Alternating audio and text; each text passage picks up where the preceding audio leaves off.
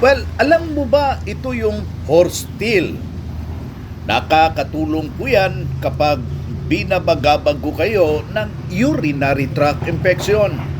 Ang proseso lang po mga kaibigan, kumuha ng siyam na dahon ng horsetail o siyam na piraso ng horsetail. Pagkatapos, yan po ating ilalaga sa 1 litrong tubig sa 4 na baso sa loob ng 15 minuto.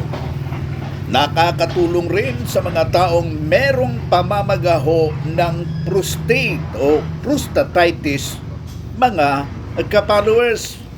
Ibahagi po natin para makatulong tayo ng malamang sa ating sarili.